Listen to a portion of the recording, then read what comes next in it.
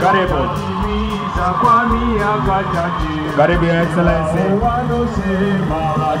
Karibu sana. Lakini wadunia afadhali kupe Kenya, Kenya, Kenya.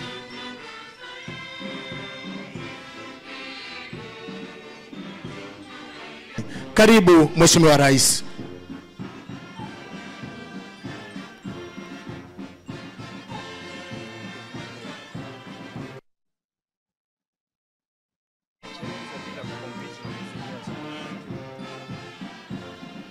Excellency, we thank you for you've chosen to be with us today out of your very busy schedule. Welcome to Kenya Prison Service, Your Excellency. Accompanying His Excellency on this parade inspection is the Commissioner General of Prisons, Brigadier Retired John K. Warioba, and the Commandant of this great institution, Assistant Commissioner General of Prisons, Mr. Angus Masoro.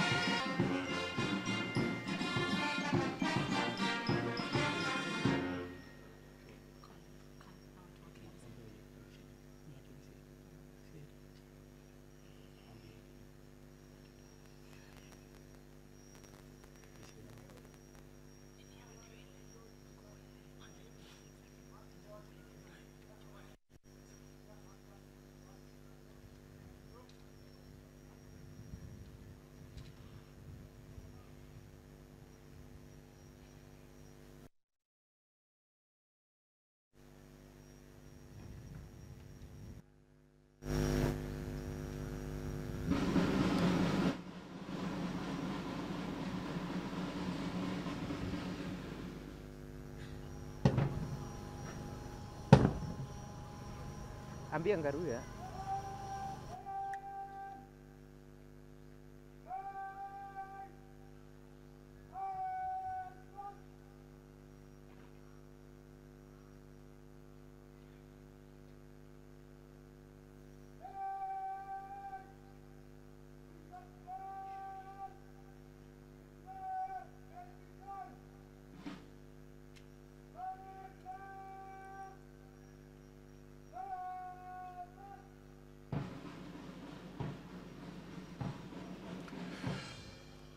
Mheshimiwa Rais, Amiri Jeshi Mkuu wa Majeshi yote ya Ulinzi, na Drum Major Senior Sergeant Catherine Vizo. Na vile vile Drum Major Corporal Margaret Makambi, Corporal Reginald Omburo, na vile vile Corporal Halima Gedi.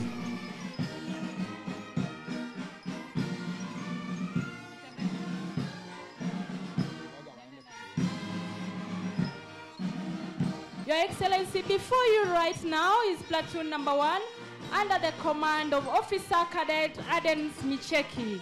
He's supported by Platoon Assistant Officer Cadet Simon Kinyaga, Your Excellency. Na hivi sasa amepeana amri gwaride linatembea katika mwendo wa kasi kujiandaa kuja kupita mbele yako Mheshimiwa Rais na kupeana heshima zao wakiwa katika mwendo wa kasi. Karibu Mheshimiwa Rais.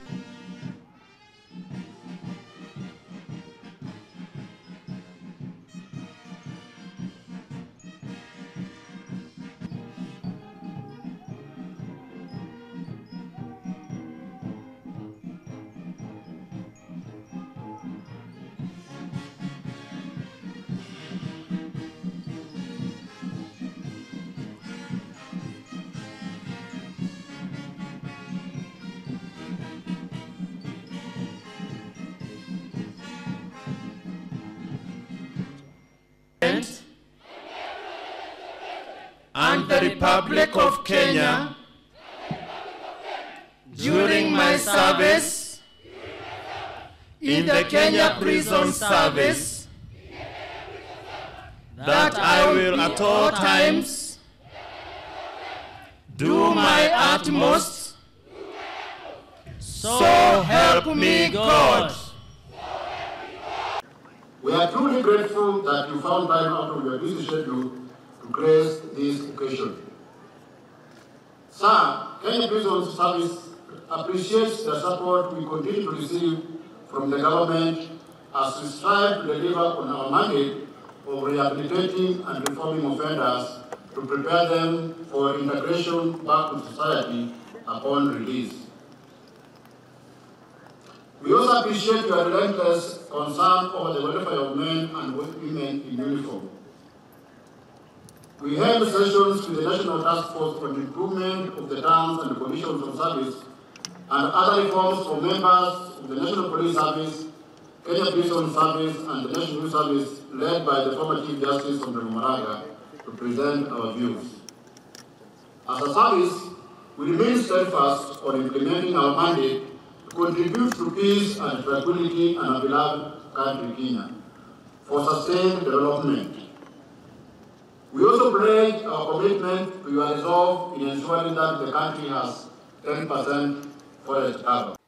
Your Excellency, I want to thank you for 2 other programs that you're leading to support us, especially in the State Department of Correctional Services.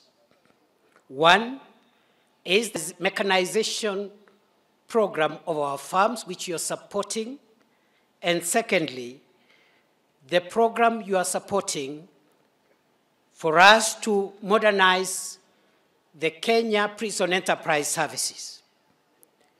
We want to assure you with those 2 programs we'll be able to offer better services to the people of Kenya and to the inmates who constitute both those who have been convicted as offenders and those who are in remand awaiting trial. Your Excellency, I also want to assure you of our commitment to contribute to your objective of greening the country in your plan of planting 15 billion trees in the next 9.5 years. We want to support you, and I want to assure you that at the moment, the Kenya Prison Service is one of the leading manufacturers or producers or generators of seedlings towards that process. Finally, Your Excellency, sir, I just want to highlight that going forward, we look forward to the support of your administration so that we can modernize our prison staff training college. At the moment, we are able to accommodate the training of fresh recruits and perhaps the officer cadets. Up to inspector level, we have facilities for training.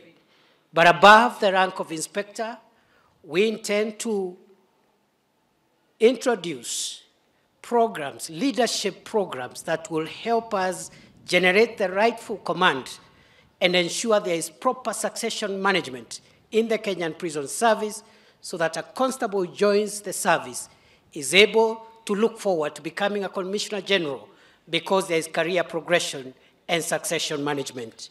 Your Excellency, it is always a sense or a moment of joy and pride to Kenyans and to our nation when we see disciplined men and women marching by and taking the oath, committing to serve this country and yourself as they have done today.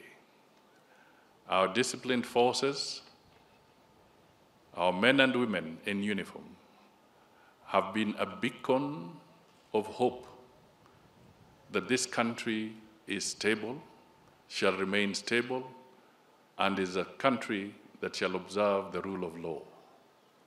This has also gone beyond our borders because a lot of these men and women are always called upon to serve beyond our borders in peacekeeping efforts, in training of other nations' people, and that is a clear recognition that Kenya has made tremendous strides in ensuring that we cultivate the right kind of public service, a public service that is fit for purpose, that is able to ensure that there is stability And that is what a robust economy requires.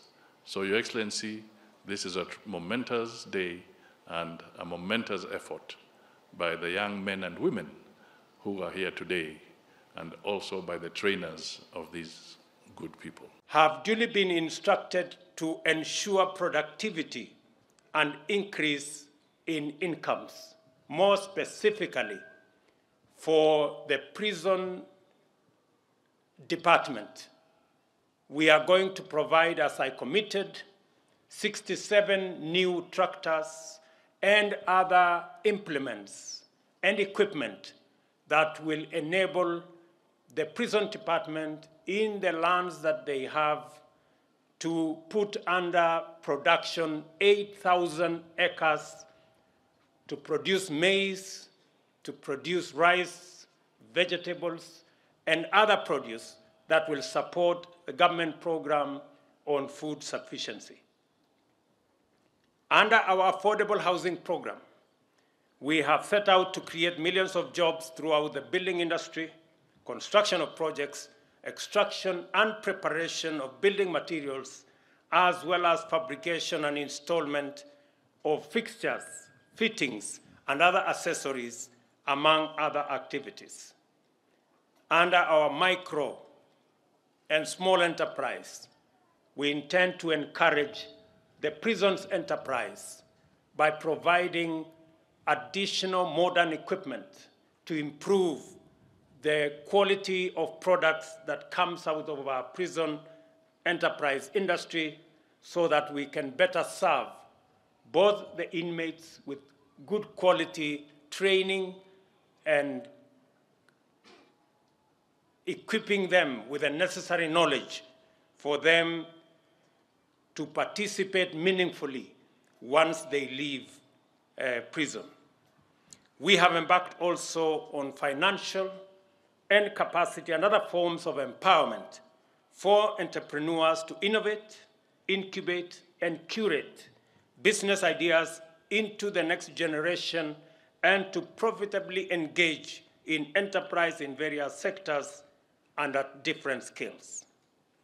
The Hustler Fund will provide and make affordable funding available to support these enterprises, reduce barriers to accessing funding, and deepen financial inclusion. I am encouraged, therefore, to note that the prison service has placed emphasis in educating and training prisoners in various aspects of agriculture, including irrigation and mechanized farming. I am also happy to see the magnificent handicraft and other items produced by skilled prisoners under the auspices of the prison's enterprises. As we take concerted and robust measures to combat climate change through the restoration of national forest cover, I take this opportunity to commend the State Department for Correctional Services, which has planted 443,000 trees so far in prison institutions across the country.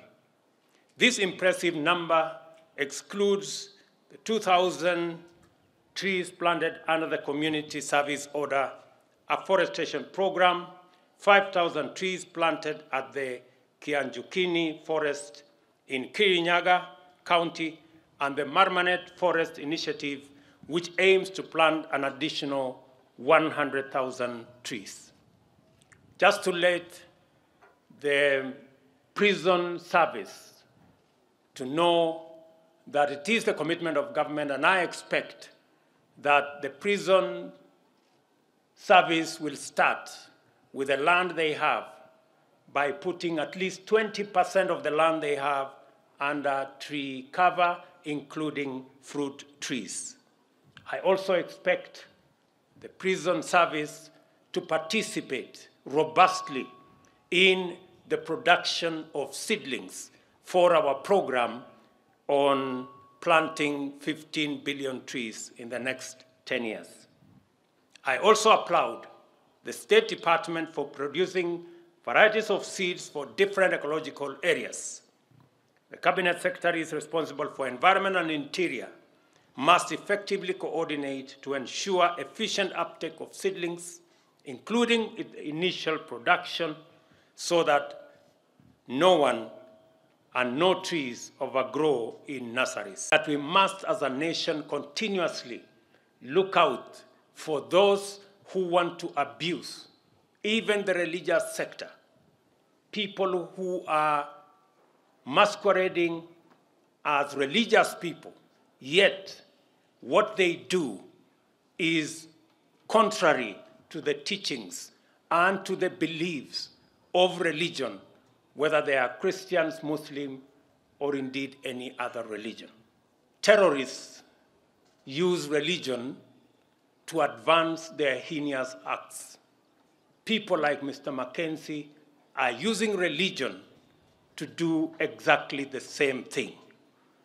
I want to say that the government of Kenya, and I have instructed the agencies responsible to take up the matter and to get to the root cause and to the bottom of the activities of people who want to use religion to advance weird, unacceptable ideology in the Republic of Kenya that is causing unnecessary loss of life. Let me also say that any religious group that preaches against the tenets of the Constitution, any religious institution that teaches against seeking medical attention or going to school, those responsible should be prosecuted. Those institutions and those religious institutions should be closed down because they are working against the collective interest of the people of Kenya. I note that more than 10,000 prisoners are serving sentences of 3 years and below. Further, 41% of the prison population is awaiting trial for bailable offenses. All these people need not be incarcerated. It is important for stakeholders in the justice ecosystem to seriously implement alternative dispute resolution and to consider alternatives to imprisonment for relatively minor sentences. I urge the judiciary to provide leadership in this matter and the Attorney General to initiate necessary engagements in this respect. To graduates assembled on the pass-out parade, your assignment is clearly spelled out for you. You will have the responsibility of performing your duties lawfully in a manner that promotes the objectives of our correctional system and complements our economic transformation agenda through occupational training. Most critically, you will be responsible for rehabilitating offenders into responsible and productive citizens who will not only successfully reintegrate into society upon return, but also contribute significantly to wealth creation and shared prosperity. On this, you have the support of the government of Kenya. You have my commitment at a personal level to support the entire prisons fraternity in delivering on the mandate assigned to you by the Constitution of Kenya.